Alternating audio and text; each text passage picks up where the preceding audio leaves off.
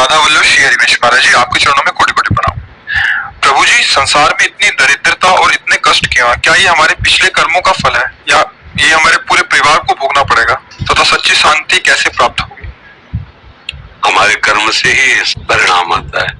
अब खेती तो बहुत अच्छी उपजाऊ है, लेकिन आपने मेहनत नहीं की, बीज नहीं बोया, खाद नहीं लगाई, रक्षा नहीं की, तो भीख ही मांगनी पड़ेगी। फिर आपको है तो खेती। तो कर्म भूमि है, यहाँ जैसे भी शुभ अशुभ कर्म करोगे आपको ऐसे ही फल भोगने पड़ेगा। ये पीछे की खेती है जो अभी भोग रहे हो। अब संभाल लो, अब संभाल लो तो वर्तमान भी आनंद में होगा और भविष्य भी आनंद में होगा। हम कोई पशु नहीं कि हम केवल पीछे का ही भोगते रहे और उसी के अधीन रहे।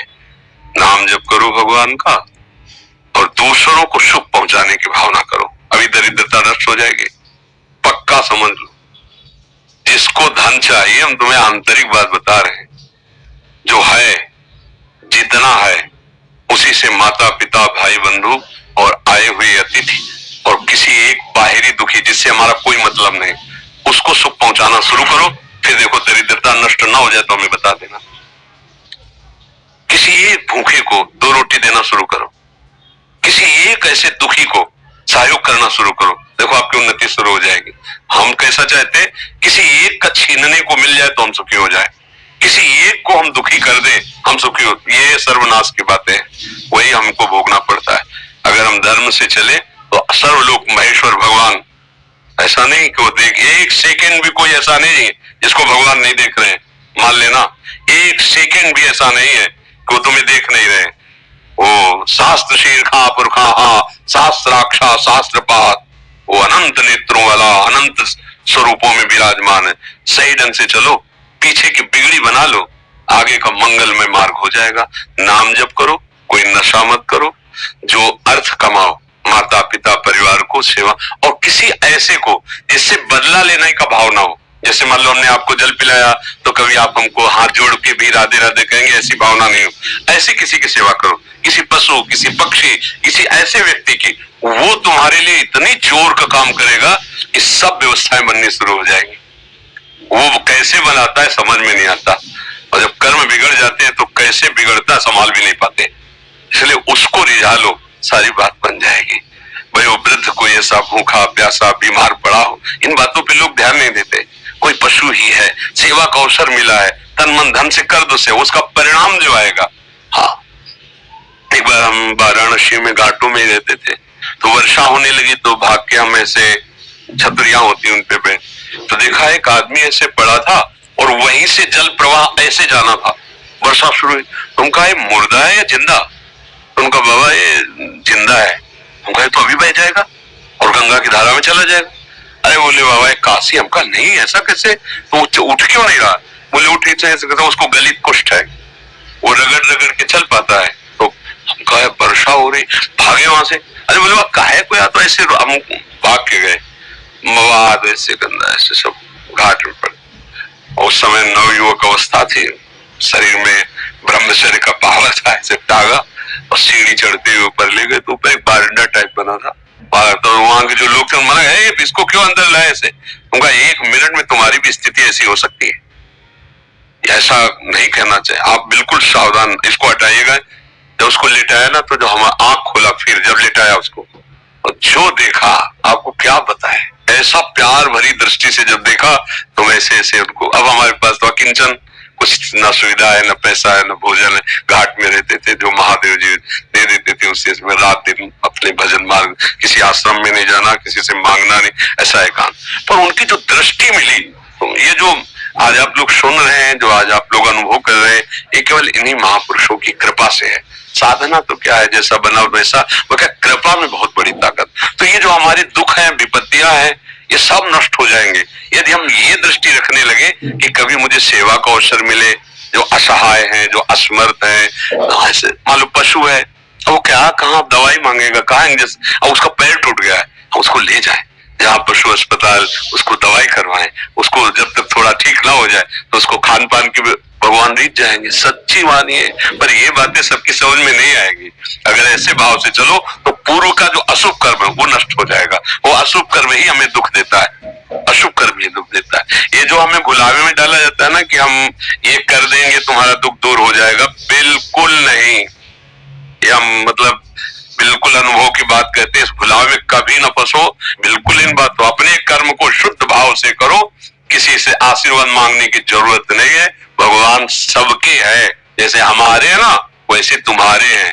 तुम्हारी दृष्टि में भगवान के प्रति पक्षपात लग सकता है कि भगवान इनको ज्यादा चाहते हमको नहीं, लेकिन उस माँ से पूछो जिसके 4 लड़के, 2 कमाते हैं 2 ऐसे ही हैं, उस जब भोजन परोसेगी तो चारों को बराबर पर। ऐसे ही भगवान कहते सब मम प्रिय सब मम उपजाए, तुम सब मेरे बच्चे हो। पर भगवान से विमुक्त होकर गलत आचरण करोगे तो वही माया पीट रही, कभी दरिद्रता, कभी विपत्ति, कभी दुख, कभी पश्चाताप, कभी शोक, जन्म मरण। इसलिए सावधान हो जाए। तरुण मक्कड़ जी दिल्ली से। महाराज जी आपके चरणों में कोटि कोटि प्रणाम। महाराज जी मैं एक गणित का शिक्षक हूँ। मेरा मानना है कि अगर मैं अपना काम पूरी निष्ठा से करूं तो यही सच्ची सेवा है। एक शक्ति का एहसास भी होता है जो हमें सत्मार्ग पर चलने का एहसास कराती है। पर प्रभु जी नाम जपना, नाम ही क्यों जपना और किसका नाम जपना भगवान का स्वरूप, इस विषय पर हमेशा तर्क वितर्क चलता है। भावना के किया हुआ निष्काम कर्म भी व्यर्थ जाता है, शास्त्र प्रमाणित। भगवत भावना विहीन शुभ कर्म हो सकता है, भगवत प्राप्ति या दिव्य शक्ति संपन्न नहीं बना सकता। शुभ कर्म और अशुभ कर्म दोनों बांधने वाले हैं। दिव्य आनंद या दिव्य शक्ति प्राप्त करने के लिए शुभ अशुभ दोनों का नाश करना होता है। शुभ अशुभ दुर्ग विध्वंस बल तब जयति जयति जग, जो परम लक्ष्य है, चरम लक्ष्य है, शुभ अशुभ दोनों का त्याग करके गुणातीत स्थिति में पहुंचना है। उसके लिए नाम जप अत्यंत अनिवार्य है। भगवान का नाम सच्चिदानंदमय है, भगवान के अनंत नाम है, उनमें जो नाम प्रिय लगे सब सामर्थ्यशाली है, सब भगवत प्राप्ति कराने में समर्थ है। अगर मन को केवल क्रिया में ही लगाए हुए हो और उसे भगवत अर्पित और भगवत भाव, भगवत चिंतन रहित है, तो ऐसे तो संसार में बिल्कुल एकाग्रता पूर्वक सब अपनी क्रियाओं में लगे हुए हैं, फिर सबका कल्याण हो जाना चाहिए। भगवत समर्पण की भावना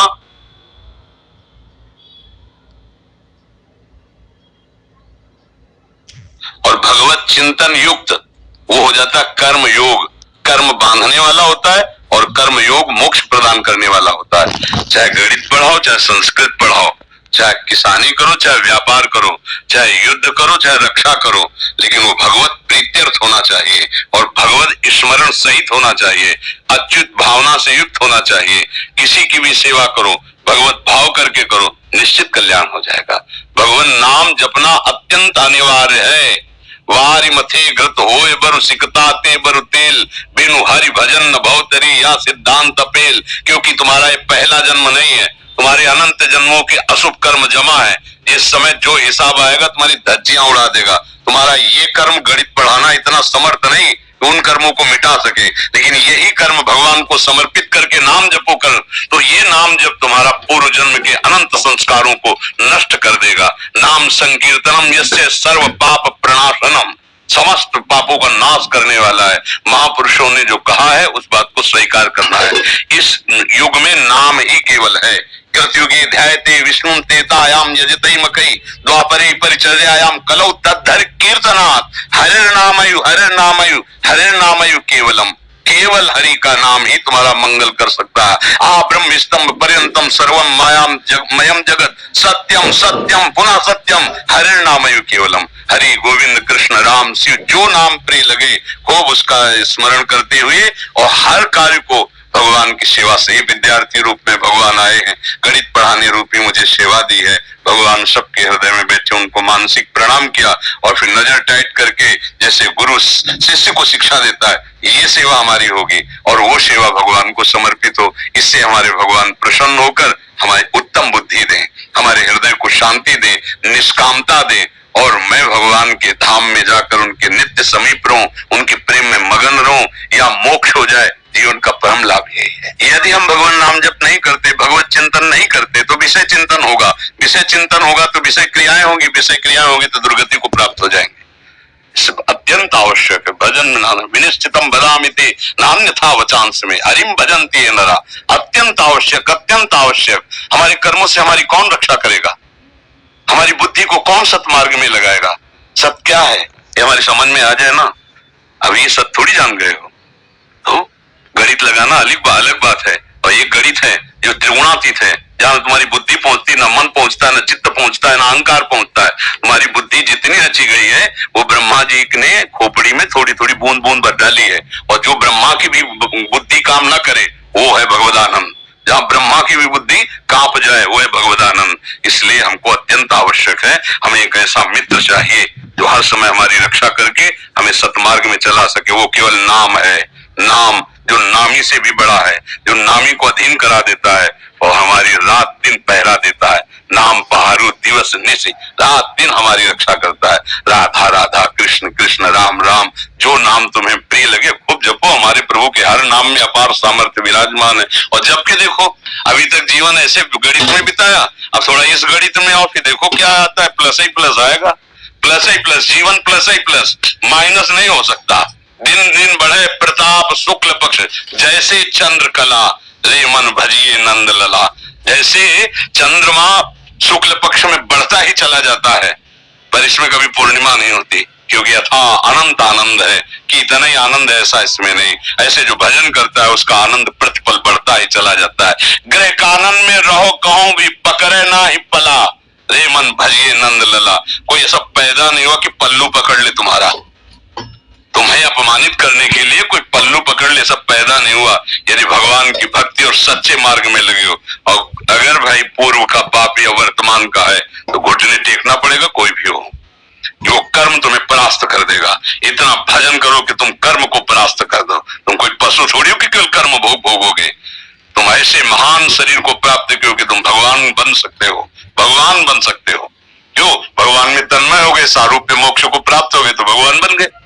खूब नाम जप करो। समझ पा रहे हैं आप?